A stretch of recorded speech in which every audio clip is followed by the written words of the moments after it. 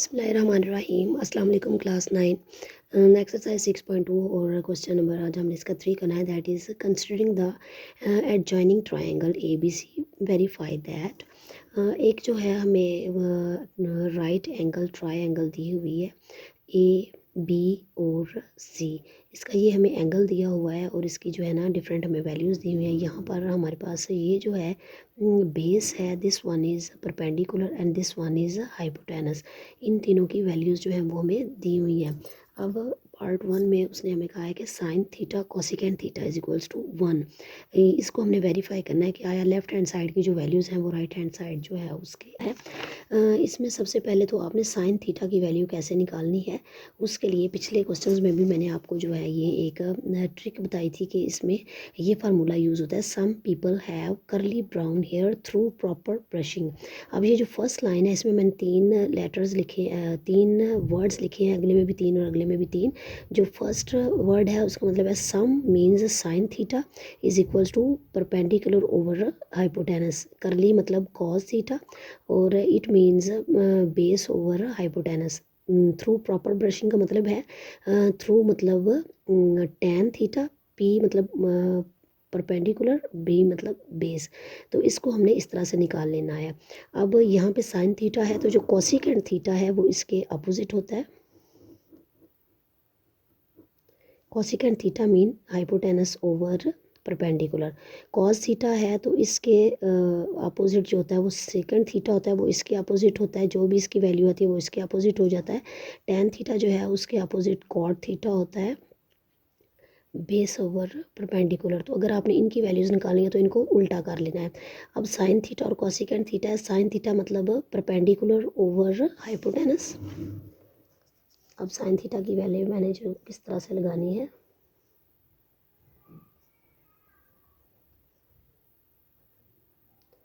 Sine theta की value जो है वो थी परपेंडिकुलर ओवर हाइपोटेनस। अब परपेंडिकुलर जो है वो ये है बी सी, तो इसकी वैल्यू है 3 और हाइपोटेनस जो है उसकी वैल्यू है 5।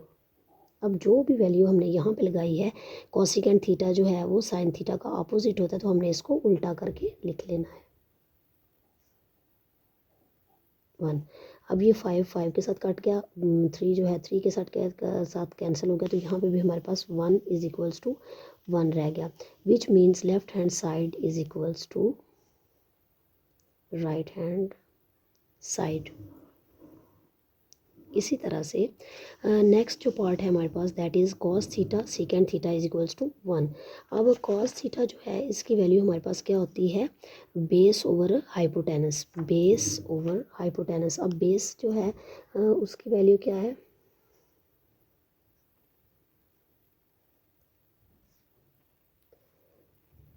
Base over hypotenuse. बेस की वैल्यू 4 है और हाइपोटेनस जो है इसकी वैल्यू है 5, 4 ओवर 5 मल्टीप्लाई सीकेंट थीटा जो है वो कॉस का उल्ट होता है। जो भी वैल्यू यहाँ पे हमने लिखी है सीकेंट थीटा में उल्टा करके इसको लिख लेंगे। अगेन इसकी कटिंग हो गई, यहाँ पे हमारे पास 1 बच गया, तो 1 is equals to 1 which means left hand side is equals to right hand side. Next third part is tan theta cot theta is equals to 1। अब जो टेन थीटा है उसकी वैल्यू हमारे पास थी परपेंडिकुलर ओवर बेस। परपेंडिकुलर की value है 3 और base की वैल्यू है 4। कॉट थीटा जो है वो इसका अपोजिट होता है, तो यहाँ पे 4 ओवर 3। इनकी कटिंग कर लेंगे, 1 is equals to 1। Left hand side जो है वो हमारी यहाँ पे राइट हैंड साइड के इक्वल आ गई है। यही हमने इस क्वेश्चन में जो है वो वेरीफाई भी करना था। Next question number 2, fill in the blanks. अब ब्लैंक्स को किस तरह से फिल करना है, sine theta is sine 30 is equals to sine 90 minus 60। अब यहाँ पे ब्लैंक में हमारे पास क्या आएगा, तो हमारे पास जो टॉपिक है trigonometric ratios of complementary angle 6.22। इस एक्सरसाइज से पहले हमारे पास टॉपिक है, इसमें देखें sine 90 degree minus theta is equals to cos theta. Sine जो है यहाँ पे इसकी जगह पे आ जाएगा कॉस, और यहाँ पे ये जो थीटा है इसकी ये वाला थीटा आगे कन्वर्ट हो जाएगा। इसी तरह अगर कॉस लिया है 90 माइनस थीटा, तो कॉस जो है वो किस में चेंज हो जाएगा, साइन में, और ये वाला एंगल जो है वो यहाँ पे आ जाएगा।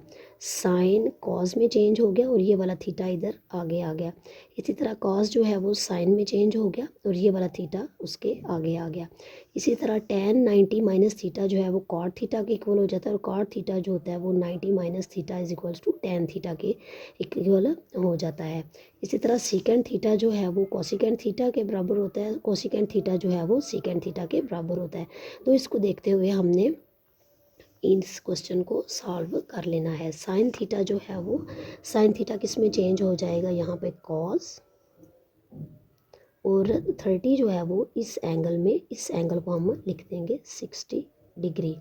इसी तरह से जब कॉस आ जाएगा, कॉस हमारा साइन में चेंज हो जाएगा, और साथ ये वाला जो एंगल है इसको हम लिख लेंगे।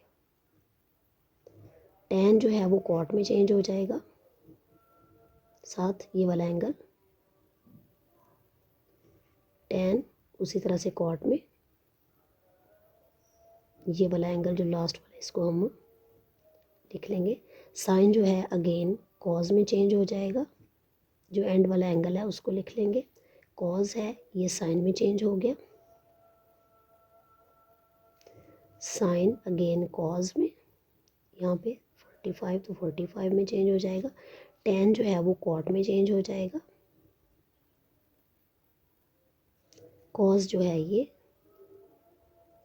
साइन में चेंज हो जाएगा। Question number 5 is in a right angle triangle ABC, measurement angle B is equals to 90 and C is an acute angle of 60. Also sine measurement angle A is equals to A over B. Then find the following trigonometric ratios.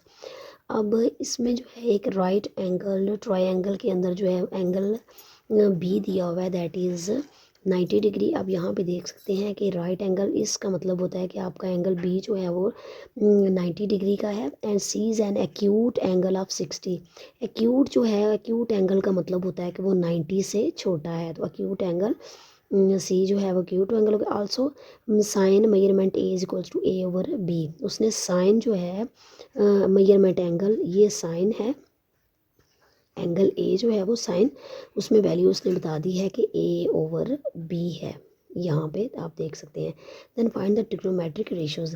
अब इस diagram को देखते हुए जो है हमने इन ratios को निकालना है, तो चलें टाइम वेस्ट करे बगैर जो है वो इन रेशियोज को निकालते हैं। सबसे पहले तो उसने कहा है कि measurement B C over measurement A B की आपने वैल्यूज़ बताएं। तो आपने सिंपल जो है मेजरमेंट बी सी, बी और सी जो है इसकी वैल्यू बता देनी, इसकी वैल्यू है ए, मेजरमेंट ए बी की वैल्यू आप बता दें, ए बी की वैल्यू है सी।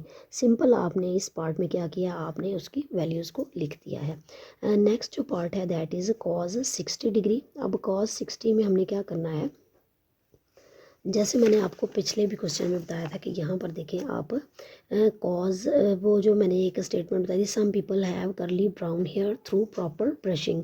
तो यहाँ पे कॉज की वैल्यू आपको चाहिए, तो C stands for cos, B stands for base and H stands for hypotenuse. तो cos theta is equal to base over hypotenuse. ये जो है हमारे पास बेस है और ये हाइपोटेनस है, तो इसकी कॉज 60 की वैल्यू को हम लिख लेंगे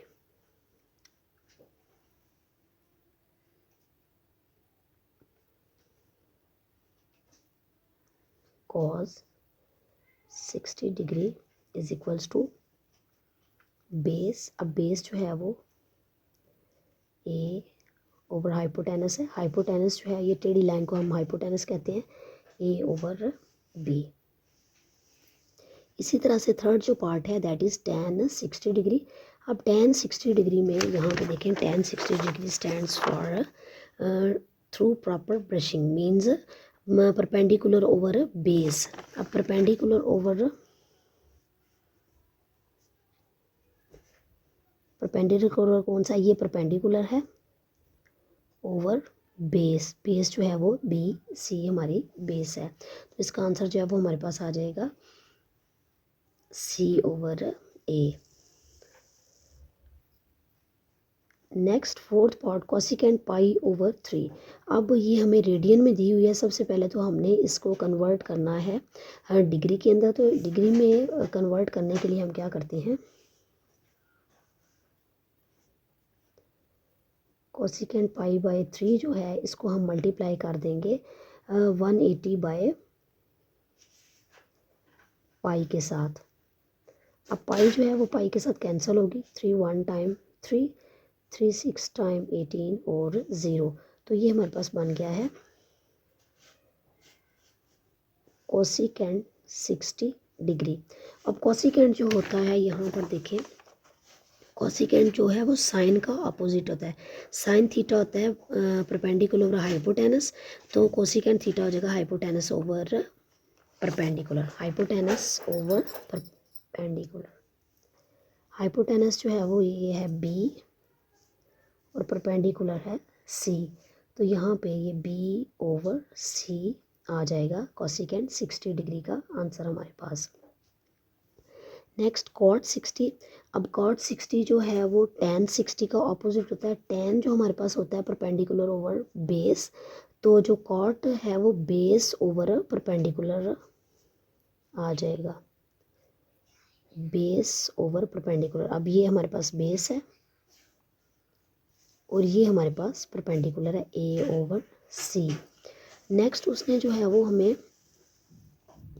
डिफरेंट वैल्यूज़ बताई हैं, साइन 30 डिग्री। अब अगर हम इसी जो है वो इसको देखें, तो ये जो है साइन 30 डिग्री है, इसके लिए हमारी जो होगी डायग्राम वो बिल्कुल चेंज हो जाएगी। साइन के अपोजिट जो है वो इसकी डायग्राम चेंज कर देंगे। इसकी डायग्राम कुछ इस तरह से बन जाएगी।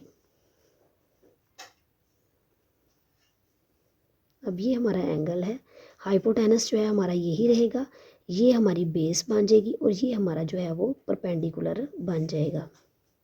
इसको हमने अब परपेंडिकुलर कंसिडर करना है, इसको बेस और इसको हाइपोटेनस। इस डायग्राम को अब हमने यूटिलाइज करना है। वैल्यूज़ जो है वो यही रहेंगी लेकिन उसमें चेंज हो जाएगा।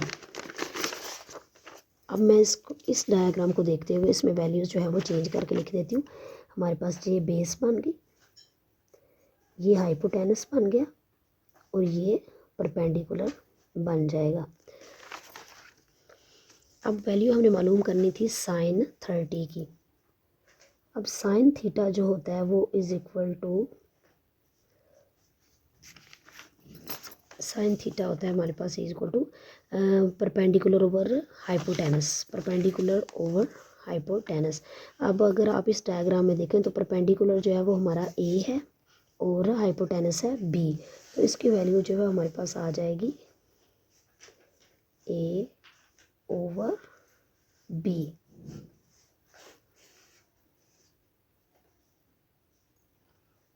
इसी तरह से cos 30 डिग्री, तो जो cos 30 डिग्री है इसकी वैल्यू हमारे पास क्या आ जाएगी,